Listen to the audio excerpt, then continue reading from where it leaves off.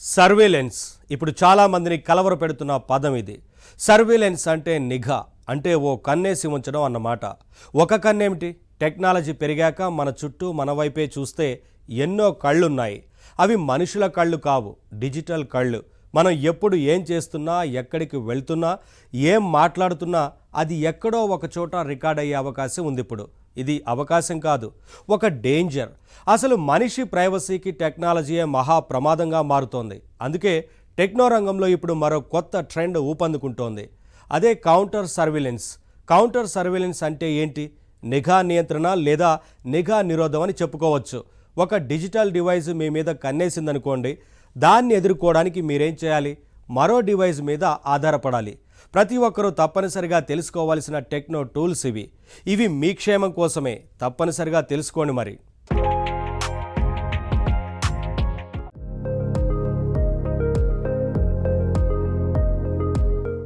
మన చుట్టూ ఉన్న ప్రపంచం మన మీద కన్నేసి ఉంచినప్పుడు మనం కౌంటర్ సర్వేలెన్స్ మీద ఆధారపడి మన ప్రైవసీని మనం కాపాడుకోవచ్చు. టెక్నాలజీని టెక్నాలజీతోనే ఎదుర్కోవచ్చు. అదే ఇప్పుడు ట్రెండ్. ఈ డిజిటల్ యుగంలో మన ప్రైవసీని కాపాడే టూల్సే కౌంటర్ సర్వేలెన్స్ టూల్స్, అంటే నిఘా నియంత్రణ పరికరాలు అని చెప్పుకోవచ్చు. టెక్నాలజీ ఎంతో పెరిగింది ఇప్పుడు. దానివల్ల ప్రైవసీ కూడా ఎన్నో రకాలుగా దెబ్బతింటోంది. ప్రస్తుత డిజిటల్ యుగంలో ప్రతి మూలలోనూ సీసీటీవీ కెమెరాలు, ఐపీ కెమెరాలు ఉంటున్నాయి. ఇక స్మార్ట్ ఫోన్ కెమెరాలు సరే, ఐఓటీ ఇంటర్నెట్ ఆఫ్ థింగ్స్ ప్రతి చోట ఉన్న ప్రమాదం. ఇంట్లోని ఏసీ నుంచి ఇంటికి వేసిన లాక్ వరకు స్మార్ట్ థింగ్స్ అన్నీ ఇంటర్నెట్ ఆఫ్ థింగ్స్ కిందకే వస్తాయి. ఈ డివైజెస్ ఆన్లైన్కి కనెక్ట్ అయ్యి అన్ని పనులు చేసి పెడుతూనే ఉంటాయి. కానీ మనుషుల పర్సనల్ లైఫ్ని బజార్లో పెడుతుంటాయి. సౌకర్యం కావాలంటే ప్రైవసీ కోల్పోక తప్పటం లేదు.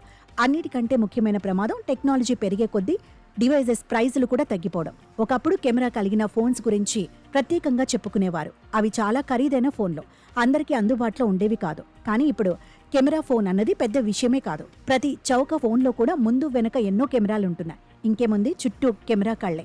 దాంతో జనం ప్రైవసీ తగ్గిపోయింది. డిజిటల్ విప్లవంతో పర్సనల్ డివైజెస్ పెరగడమే కాదు, ఓవరాల్గా మన చుట్టూ సర్వీలెన్స్ అమాంతంగా పెరిగిపోయింది. ఇప్పుడు చిన్న చిన్న టౌన్స్లో కూడా వీధుల్లో కెమెరాలు ఉంటున్నాయి. ఇక సిటీల్లో అయితే చెప్పక్కర్లేదు. గేటెడ్ కమ్యూనిటీల్లో, అపార్ట్మెంటుల్లో, ప్రభుత్వ ఆఫీసుల్లో, ప్రైవేట్ బిల్డింగ్స్లో ప్రతి చోట కెమెరాలే. వీటిలో రేడియో డివైజెస్ కొన్ని, ఆప్టికల్ డివైజెస్ కొన్ని, సౌండ్ని గుర్తించే ఎకోస్టిక్ సెన్సర్లతో పనిచేసే డివైజెస్ కొన్ని. సో చిన్నగా కదిలిన చీమ చిటుక్కుమన్నంత శబ్దం చేసినా మన ప్రతి చర్యను రికార్డ్ చేయగల సామర్థ్యం మన చుట్టూ ఉన్న ప్రపంచానికి ఉంది. ఇప్పుడు స్థిరంగా ఉండే కెమెరాలే కాదు, తల తిప్పే కెమెరాలు ఉన్నాయి. ఇక డ్రోన్స్ అయితే గాలిలో ఎగురుతూ వీడియోలు సైతం రికార్డ్ చేస్తున్నాయి. వేల మంది ఉన్న ట్రాఫిక్లో సైతం ఒక్క మనిషి కదలికని పట్టేయగలిగే పవర్ఫుల్ టెక్నాలజీ మధ్య మనం బతుకుతున్నాం. ప్రైవసీ విలువ తెలియక మనం హ్యాపీగా ఉన్నామేమో, కానీ నిజానికి ఈ సిచ్యువేషన్ మాత్రం సీరియస్ విషయమే. ఇక డేటా సేకరణ అన్నది మన చుట్టూ మనం గుర్తించని మరో డేంజర్. స్మార్ట్ ఫోన్స్ మాత్రమే కాదు, వేరబుల్ డివైజెస్ కూడా ఇప్పుడు ఎంతో డేటాని సేకరిస్తున్నాయి. చేతికి పెట్టుకునే స్మార్ట్ వాచెస్, ఫిట్నెస్ బ్యాండ్స్ కూడా ప్రతినిత్యం స్మార్ట్ అప్లికేషన్లతో మన డేటాని తీసుకుంటున్నాయి. ఎక్కడున్నాం అనే లొకేషన్ డేటాతో పాటు ఏం చేస్తున్నాం, ఎలా ఉన్నాం అనే మన పర్సనల్ సమాచారాన్ని, ప్రవర్తనని, అభిరుచుల్ని కూడా ఇవి నిరంతరం సేకరిస్తున్నాయి. మనమే ఆ అవకాశం ఇస్తున్నాం కూడా. ఇక సామాజిక మాధ్యమాల మాటకొస్తే అక్కడ జరుగుతుంది micro surveillance. Social media, web సర్వీసులు, ఆన్లైన్ బిజినెస్ సంస్థలు మన డేటా మీదే బతుకుతున్నాయి. మనలాంటి లక్షల మంది కస్టమర్స్ ప్రొఫైల్స్, పర్చేసింగ్ హ్యాబిట్స్, ఈ సమాచారమే వాటి బలం. మన డేటాని రకరకాలుగా విశ్లేషిస్తూ వాళ్ళ వ్యాపార అవసరాలకి వాడుకుంటున్నాయి. అసలు ఒక ఇంట్లో ఏ వస్తువులున్నాయో, అవి ఎప్పుడెప్పుడు కొన్నారో ఇంట్లో వాళ్ళకంటే అమెజాన్కే బాగా తెలిసే అవకాశం ఎక్కువ. ఈ కాలంలో ఇది వింతేం కాదు. సరే, అఫీషియల్గా పనిచేసే ట్రాఫిక్ కెమెరాలు, ఆఫీసుల్లో సీసీ కెమెరాలు, ఆన్లైన్లో సోషల్ డేటా, ఇవన్నీ పక్కన పెడితే అనధికార రికార్డింగ్ మరో పెద్ద సమస్య అయిపోయింది. చాలా చోట్ల హిడెన్ కెమెరాలు ఉంటున్నాయి. బట్టల షాపుల్లో, ట్రయల్ రూమ్స్లో డ్రెస్ మార్చి చెక్ చేసుకోవాలన్నా భయపడాల్సిన పరిస్థితి. ఇక కార్పొరేట్ రంగంలో అనధికారిక మైక్రోఫోన్లు కూడా ఎన్నో ఉంటున్నాయని వింటున్నాం. గోడలకి చెవులుంటాయి అన్న సామెతని నిజం చేస్తూ మనం మాట్లాడే మాటల్ని ఎవరైనా ఎక్కడైనా రికార్డ్ చేసే అవకాశం ఉంది. ఇప్పుడు కనిపించినంత చిన్న చిన్న మైక్రోఫోన్లని ఆన్లైన్లో విచ్చలవిడిగా అమ్మేస్తున్నారు.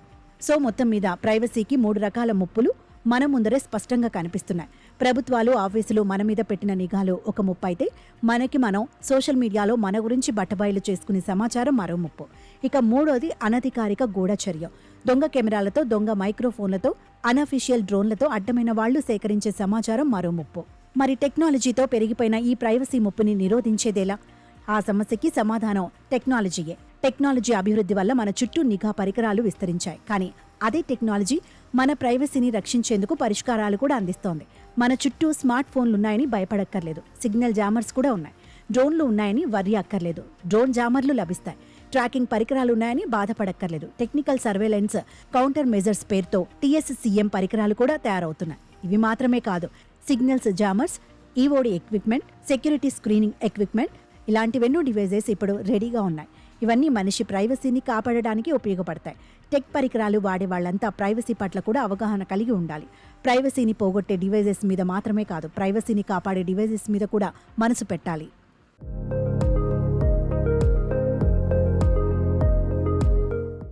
ముల్లుని ముల్లుతోనే తీయాలి, దొంగని దొంగే పట్టాలి, వజ్రాన్ని వజ్రంతోనే కోయాలి.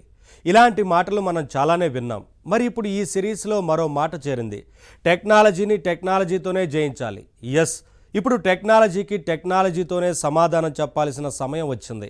నలువైపులా టెక్నో టూల్స్ పెరిగిపోవడం వల్ల ఇప్పుడు పౌరుల ప్రైవసీకి విలువ లేకుండా పోతోంది. మనిషి ప్రైవసీని దెబ్బతీసే డివైజెస్ మన చుట్టూ ఎన్నో. సీసీ కెమెరాలు, IP కెమెరాలు, డ్రోన్లు, మైక్రోఫోన్లు ఇవన్నీ మన జీవితాన్ని బజార్ను పెడుతున్నాయి. మరి వీటన్నింటి నుంచి మన ప్రైవసీని రక్షించుకోవడానికి ఏ డివైజెస్ ఉన్నాయి, వాటి గురించే ఇప్పుడు తెలుసుకుందాం.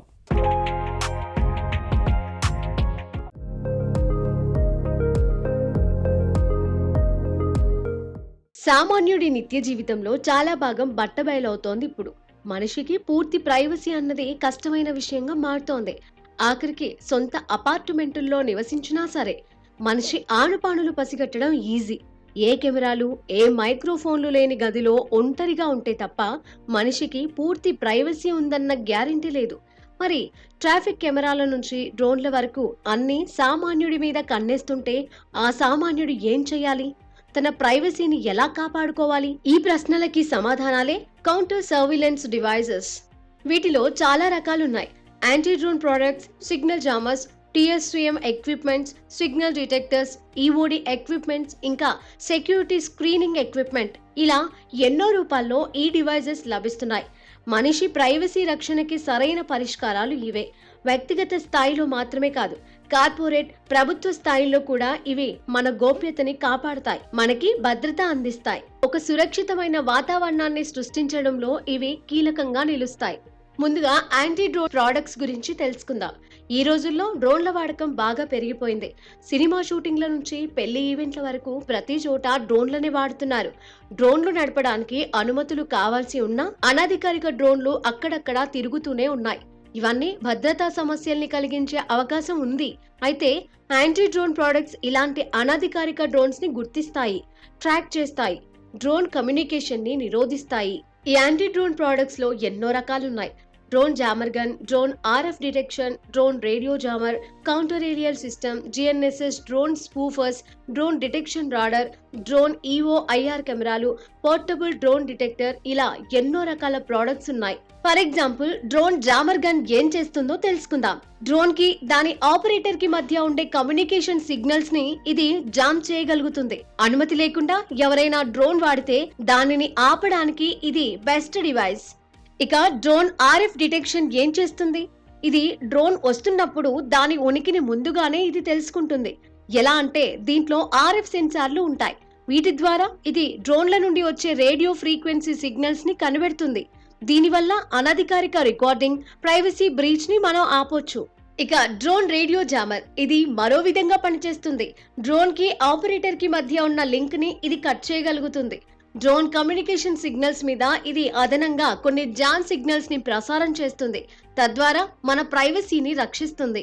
ఇక CUAS అనే మరో రకం డివైజెస్ ఉన్నాయి. CUAS అంటే కౌంటర్ అన్మాన్యుడ్ ఏరియల్ సిస్టమ్స్ అని అర్థం. అనేక టెక్నాలజీస్ మిక్స్ చేసి తద్వారా డ్రోన్లను ఎదుర్కొనే కంప్లీట్ వ్యవస్థ ఇది. దీంతో ఎన్నో రకాల డ్రోన్స్ ని గుర్తించి ప్రైవసీని కాపాడుకోవచ్చు. ఇక GNSS డ్రోన్ స్పూఫర్ అనేది ప్రైవసీ రక్షణకి మరో రకమైన టెక్నిక్ ప్రయోగిస్తుంది. ఇది కొన్ని ఫేక్ సిగ్నల్స్ ని ప్రసారం చేస్తుంది. ఇది ప్రసారం చేసే GPS లేదా GNSS సిగ్నల్స్ నిజమైనవి కావు. డ్రోన్ తాలూకు నావిగేషన్ సిస్టమ్ ని ఇవి పక్కదారి పట్టిస్తాయి. మన ప్రైవసీని కాపాడగలదు. డ్రోన్ డిటెక్షన్ రాడార్ మన ప్రైవసీని రక్షించడానికి డ్రోన్ ని కనిపెట్టడమే కాదు, డ్రోన్ కదలికని, వేగాన్ని, అది ప్రయాణం చేసే దిశని ఇది ట్రాక్ చేయగలదు కూడా. డ్రోన్ మనకి దగ్గరవుతుంటే ముందుగానే తెలుసుకుంటే ప్రైవసీని కాపాడుకోవచ్చు. ఇక ఈవో ఐఆర్ కెమెరాలు కూడా డ్రోన్స్ నుంచి మనల్ని రక్షిస్తాయి. ఈవో అంటే ఎలక్ట్రో ఆప్టికల్, ఐఆర్ అంటే ఇన్ఫ్రారెడ్. ఈ 2 రకాల కెమెరాలు డ్రోన్ వస్తోందంటే చాలు దూరం నుంచే గుర్తించి ట్రాక్ చేస్తాయి. రాత్రి లేదా తక్కువ వెలుగున్న సమయాలలో కూడా ఇవి డ్రోన్స్ ని గుర్తించగలవు. ఇక సులువుగా తీసుకెళ్లగలిగే పోర్టబుల్ డ్రోన్ డిటెక్టర్ కూడా ఉంది. చూడ్డానికి చిన్నదే అయినా ఇది చుట్టూ ఉన్న ప్రదేశాన్ని ఎంతో బాగా స్కాన్ చేసి డ్రోన్ సిగ్నల్స్ ని గుర్తించగలుగుతుంది. చిన్న చిన్న పర్సనల్ ప్రైవసీ అవసరాలకి ఇది బాగా ఉపయోగపడుతుంది. ఈ విధంగా అనేక రకాల యాంటీ డ్రోన్ ప్రొడక్ట్స్ ఇప్పుడు మార్కెట్ లో సిద్ధంగా ఉన్నాయి. డ్రోన్ సర్వేలెన్స్ నుంచి ఇవి మనల్ని ఖచ్చితంగా కాపాడగలుగుతాయి. ఇక మరో రకం ప్రైవసీ రక్షణ డివైజెస్ సిగ్నల్ జామర్స్. వీటిలో కూడా చాలా రకాలే ఉన్నాయి. ఆడియో జామర్స్ అని, వైఫై జామర్స్ అని, సెల్ ఫోన్ జామర్స్ అని, ఇంకా GPS jammers, portable jammers, drone jammers, LED jammers, 5G jammers, ఇలా ఎన్నెన్నో రకాలు ఉన్నాయి. ఇవన్నీ రేడియో ఫ్రీక్వెన్సీని నిరోధించగల డివైజెస్. మొబైల్ ఫోన్లు, వైఫై రూటర్లు, GPS ట్రాకర్స్ లాంటి కమ్యూనికేషన్ డివైజెస్ మన మీద కన్నేస్తే ఇవి కౌంటర్ ఇస్తాయి. మన మీద నిఘా వేసిన డివైజెస్ ఏ ఫ్రీక్వెన్సీలో పనిచేస్తాయో అదే ఫ్రీక్వెన్సీలో ఇవి శక్తివంతమైన నాయిస్ ని ప్రసారం చేస్తాయి. ఈ నాయిస్ నే ఇంటర్ఫియరెన్స్ సిగ్నల్స్ అంటారు. ఈ ఫేక్ సిగ్నల్స్ వల్ల ఒక రకమైన డెడ్ జోన్ క్రియేట్ అవుతుంది. అంటే నిఘా డివైజెస్ కి ఏ సిగ్నల్స్ తెలియదన్నమాట. మనం ఉన్న ప్రదేశానికి ట్రాకింగ్ పరికరాలు కనెక్ట్ కాలేవు. కనెక్ట్ అయినా కన్ఫ్యూజ్ అవుతాయి. అసలు సిగ్నల్స్ ని గ్రహించడమే కష్టం అవుతుంది. స్కూల్స్, థియేటర్స్, ఇంకా పూర్తి సెక్యూరిటీ అవసరమైన ప్రాంతాలలో ఇలాంటి సిగ్నల్ జామర్స్ ఇన్స్టాల్ చేయడం ఎంతో అవసరం. ఇందువల్ల ప్రైవసీ మాత్రమే కాదు, భద్రత, రక్షణ కూడా లభిస్తాయి. ఇక TSCM ఎక్విప్మెంట్ గురించి చెప్పుకుందాం. TSCM అంటే టెక్నికల్ సర్వేలెన్స్ కౌంటర్ మేజర్స్ అని అర్థం. ఇవి కూడా అనధికారిక నిఘా పరికరాల్ని గుర్తించి వాటిని తొలగించడంలో సహాయపడతాయి. ఎవరైనా మన చుట్టూ మైక్రోఫోన్లు, కెమెరాలు, ట్రాకింగ్ పరికరాలు దాచి ఉంచితే ఇవి వెంటనే కనిపెట్టేస్తాయి. ప్రభుత్వ, సైనిక, కార్పొరేట్, వ్యక్తిగత భద్రత రంగాలలో వీటిని ఇప్పటికే బాగా వాడుతున్నారు. TSCM ఎక్విప్మెంట్ లో చాలా రకాలున్నాయి. చేసే పనిని బట్టి రకరకాల పేర్లు కూడా వీటికి పెట్టారు. Auxiliary surveillance equipment, confidentially protective equipment, non linear junction detectors, wireless signal detectors, inspection kits, security screening equipment, spy signal jammers, anti recording devices, ఇలా ఎన్నో పేర్లతో ఇవి లభిస్తున్నాయి. ఉదాహరణకి యాంటీ రికార్డింగ్ డివైజెస్ అంటే అవి మైక్రోఫోన్ ఎక్కడున్నా కనిపెడతాయన్నమాట. మన మాటల్ని ఎవరు రికార్డ్ చేస్తున్నా ఇవి పసిగట్టి చెప్పేస్తాయి. అలాగే TSCM ఇన్స్పెక్షన్ కిట్ అనేది తీసుకుంటే దాంట్లో అనేక చిన్న చిన్న టూల్స్ ఉంటాయి. వాటన్నింటిని ఉపయోగించి ఒక ప్రదేశంలో ఉన్న అన్ని నిఘా పరికరాల్ని మనం సమగ్రంగా చెక్ చేసేయొచ్చు. ఆ ప్లేస్ ని సేఫ్ గా మార్చేసుకోవచ్చు. మొత్తం మీద స్పైయింగ్ అనేది ఎక్కడ జరుగుతున్నా ఈ TSCM టూల్స్ కనిపెట్టగలుగుతాయి, ప్రైవసీని కాపాడతాయి. ఇలాగే కౌంటర్ సర్వేలెన్స్ డివైజెస్ లో సిగ్నల్ డిటెక్టర్స్ అనే మరో కేటగిరీ కూడా ఉంది. IMSI catcher, cell phone interception systems, ఇలాంటి పేర్లతో ఇవి లభిస్తున్నాయి. ఇవన్నీ రేడియో ఫ్రీక్వెన్సీల్ని, ఎలక్ట్రానిక్ సిగ్నల్స్ ని కనిపెట్టడానికి తయారైన డివైజెస్. ఒక సిగ్నల్ వస్తుంటే దాని ఫ్రీక్వెన్సీని, పవర్ ని, దాని మూలాన్ని తెలుసుకొని మనల్ని ఎవరూ ట్రాక్ చేయకుండా ఇవి మనల్ని రక్షిస్తాయి.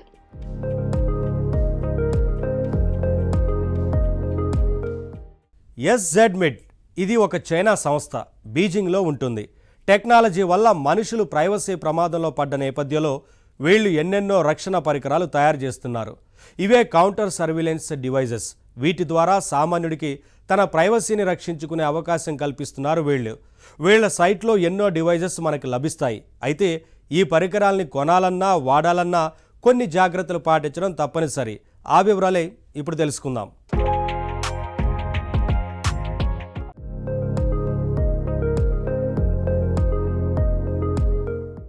SZMID.com ఇదే SZMID company website.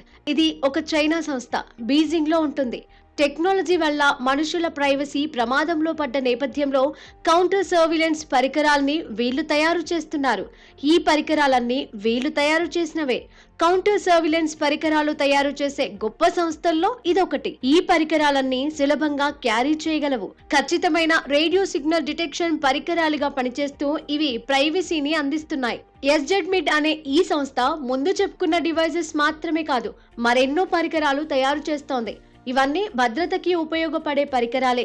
Security screening equipment పేరుతో వీళ్ళు metal detectors, human presence detection systems, x-ray machines లాంటివన్నీ తయారు చేస్తారు. అలాగే ఈఓడి డివైజెస్. ఈఓడి అంటే ఎక్స్ప్లోజివ్ ఆర్డినెన్స్ డిస్పోజల్, అంటే పేలుడు పదార్థాలని కనిపెట్టే డివైజెస్ అన్నమాట. రిమోట్ ఆపరేషన్ ద్వారా పేలుడు పదార్థాలని నిరోధించే ఈఓడి రోబోట్స్, పేలుడు పదార్థాలు పనిచేయకుండా ఆపేసే ఈఓడి ఫ్రీక్వెన్సీ జామర్స్, ఇవన్నీ వీళ్ళు చేస్తున్నారు. ప్రభుత్వ శాఖల్లో వీటిని వాడుతున్నారు కూడా. ఏది ఏమైనా పౌరుల భద్రత, ప్రైవసీ, రక్షణ అన్న వాటినే దృష్టిలో పెట్టుకొని ఇలాంటి డివైజెస్ తయారవుతున్నాయి. అయితే ఇక్కడ ముఖ్యంగా మనం గుర్తు పెట్టుకోవాల్సిన విషయం ఒకటి ఉంది. ఈ ఎక్విప్మెంట్ లోని దేనిని మనం అనుమతులు లేకుండా వాడకూడదు. వీటి వాడకం కూడా డ్రోన్ వాడకం లాంటిదే. ఉదాహరణకి మన దగ్గర డ్రోన్ ఉన్నా దాన్ని ఇష్టం వచ్చినట్లు వాడితే రూల్స్ ఒప్పుకోవు. అలాగే ఈ యాంటీ ట్రాకింగ్ డివైజెస్ విషయంలో కూడా ఎన్నో చట్టాలున్నాయి. అవి దేశానికి వేరేగా కూడా ఉండొచ్చు. కాబట్టి ప్రైవసీ కోసం ఈ డివైజెస్ వాడాలనుకునే వాళ్ళు చట్టాలు తెలుసుకొని ఆ తర్వాత మాత్రమే వీటిని వాడాల్సి ఉంటుంది. ఒక పౌరుడిగా మన ప్రైవసీని మనం రక్షించుకోవడం ఎప్పుడూ తప్పు కాదు. కానీ ట్రాఫిక్ లో రాంగ్ రూట్ లో వెళ్లి దొరకకూడదు అని అనుకుంటే మాత్రం తప్పవుతుంది. సున్నితమైన ఈ తేడాని గ్రహిస్తూ లీగల్ గా మాత్రమే ఈ డివైజెస్ ని వాడుకోవాలి. మన ప్రైవసీని మనమే రక్షించుకోవాలి.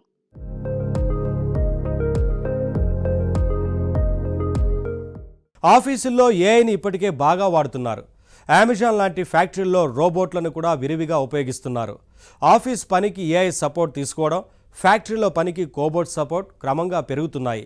ఏఐ సాఫ్ట్వేర్, రోబోట్ హార్డ్వేర్, ప్రస్తుతానికి ఇవన్నీ మనకి సహకారంగా మాత్రమే పనిచేస్తున్నాయి. కానీ మనం వాటితో పోటీ పడే కాలం ముందుందా?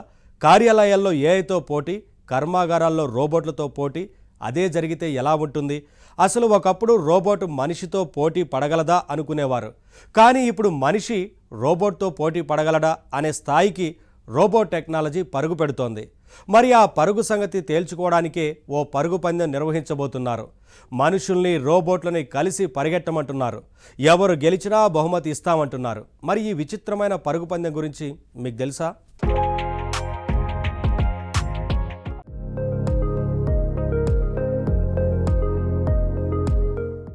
మనిషితో కలిసి పనిచేసే రోబోట్స్ ని కోబోట్స్ అంటున్నారు.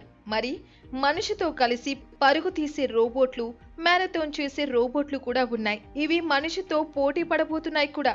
మనిషి టెక్నాలజీతో పరిగెడుతుంటే ఈ రోబోట్లు తాము అతని కంటే ముందు పరిగెడతాం అంటున్నాయి. ఎస్, ఈ ఏడాది చైనాలోని బీజింగ్ లో హ్యూమనాయిడ్ రోబోట్లు మనుషులతో కలిసి పరుగులు పెట్టబోతున్నాయి. మ్యారథాన్ అంటే ఏంటి? కొన్ని కిలోమీటర్ల దూరం లక్ష్యం పెట్టుకొని అందరూ కలిసి పరుగులు తీస్తారు. మనుషులు పరుగులు తీసే మ్యారథాన్లు చాలా చోట్ల జరుగుతాయి. కానీ మనుషులు, రోబోట్లు కలిసి పరిగెట్టే మ్యారథాన్ మాత్రం ప్రపంచంలో ఇదే ఫస్ట్. బీజింగ్ లోని డాక్సింగ్ జిల్లాలో ఏప్రిల్లో ఈ మ్యారథాన్ ని నిర్వహిస్తారు. 1, 2 కాదు, ఏకంగా 21 కిలోమీటర్ల మ్యారథాన్ ఇది. ఈ మ్యారథాన్ లో దాదాపు 12,000 మంది మనుషులు పరుగులు పెడతారు. వాళ్ళతో పాటే కొన్ని డజన్ల హ్యూమనాయిడ్ రోబోట్లు కూడా ఈ పరుగుల్లో పాలు పంచుకుంటాయి. మానవ అథ్లెట్లతో రోబోట్లు పోటీ పడితే ఎలా ఉంటుంది? అది చూపించడానికే ఈ మ్యారథాన్. మరి ఫైనల్ గా గెలుపెవరిదంటారా? అది మనిషిది కావచ్చు, లేదా రోబోట్ది కావచ్చు. పరుగులో ఎవరు గెలిచినా బహుమతి ఖచ్చితంగా ఇస్తారు. మరి రోబోట్ గెలిస్తే దానికి ఫస్ట్ ప్రైజ్ వస్తే అది బహుమతి తీసుకుంటుందా? తీసుకున్నా దానికి తెలుస్తుందా తాను గెలిచానన్న ఫీలింగ్ ఉంటుందా? ఇవేవీ ఉండవు. కానీ తెలుసుకోవాల్సింది ఏంటంటే ఈ పరుగు పందెం రోబోట్లని సంతోషపెట్టడానికి కాదు, ఫ్యూచర్లో రోబోట్ల పవర్ ఎలా ఉండబోతుందో మనం తెలుసుకోవడానికి, వాటితో మనం దగ్గరవ్వడానికి. అందుకే పోటీలో గెలిచేది మనిషా రోబోటా అన్నది పట్టించుకోకుండా ఫస్ట్, సెకండ్, థర్డ్ ప్రైజ్లు ఇవ్వబోతున్నారు. ఈ పరుగుల పోటీలో పాల్గొనబోయే రోబోట్లని తయారు చేసింది ఏదో 1-2 కంపెనీలు కాదు. చైనాలోని 20కి పైగా కంపెనీలు తయారు చేసిన రోబోట్లు ఈ పందెంలో పరిగెడతాయి. ఏ కంపెనీ రోబోట్ ఎంత పవర్ఫుల్ అని పోల్చి చూసుకోవడానికి ఈ పరుగు పందెం ఉపయోగపడుతుందన్నమాట. మనిషి టెక్నాలజీతో పరుగులు తీయడం, కంప్యూటర్తో పోటీ పడడం నిజానికి కొత్తేమీ కాదు. గతంలో రోబోట్లు మనిషితో చెస్ ఆడాయి. టేబుల్ టెన్నిస్ లాంటి పోటీల్లో కూడా మనుషులతో పోటీ పడ్డాయి. ఫర్ ఎగ్జాంపుల్ 1996-97లో IBM Deep Blue Garry Kasparov ను ఛాలెంజ్ చేసింది. ఇది రోబోటిక్స్ రంగంలో మొదటి మైలురాయిగా చెబుతారు. ఇప్పుడు ఏఐ వచ్చింది. దాంతో రోబోటిక్స్ రంగంలో స్పీడ్ పెరిగింది. నిజానికి రోబోట్ కూడా ఒక కంప్యూటరే. కాకపోతే మనిషి ఆకారంలో ఉంటే దాన్ని హ్యూమనాయిడ్ రోబోట్ అంటాం, అంతే. మొత్తం మీద ఈ పరుగుల పోటీ భవిష్యత్తులోని ఆర్థిక, సాంకేతిక అభివృద్ధికి సంకేతమని చెప్పవచ్చు. మరి ఇందులో మనిషి, రోబోట్ ఎవరు గెలుస్తారని వరి అక్కర్లేదు. రోబోట్ గెలిచినా పర్వాలేదు. ఎందుకంటే అసలు రోబోట్ అనేది ఉన్నది మనిషిని ఓడించడానికి కాదు, మనిషిని జీవితంలో మరింతగా గెలిపించడానికి. సరే, అసలు చైనా ఈ పరుగు పందెం ఎందుకు నిర్వహించబోతోంది? చైనాలో ఈ మధ్య రోబోట్ల తయారీ ఎక్కువైంది. వాటికి ప్రియారిటీ ఇవ్వడానికి కారణం కూడా బలీయమైనదే. చైనాలో వృద్ధాప్య జనాభా పెరిగిపోవడం వల్ల శ్రామిక శక్తి బాగా తగ్గింది. పని ఎక్కువ, సామర్థ్యం ఉన్న ఉద్యోగులు తక్కువ అన్నట్టు తయారయింది పరిస్థితి. జనాభా ఎక్కువే అయినా పని చేయగలిగే వాళ్ళు తగ్గారు. ఇది డేంజర్ సిగ్నల్. ఎందుకంటే ఏ దేశమైనా పక్క దేశాలతో పోటీ పడాలంటే, ఆర్థికంగా బలంగా ఉండాలంటే శ్రామిక శక్తి చాలా అవసరం. మరి ఈ లోటు పూర్తి చేయడానికే చైనా హ్యూమనాయిడ్ రోబోల్ని తయారు చేస్తోంది. వాటి పట్ల ఆకర్షణ పెరగడానికి ఇలాంటి పోటీలు నిర్వహిస్తోంది. ఏదేమైనా మనిషి, రోబోట్ పోటీ పడే పందెమైనా, పరుగైనా ఆసక్తికరమనే చెప్పొచ్చు.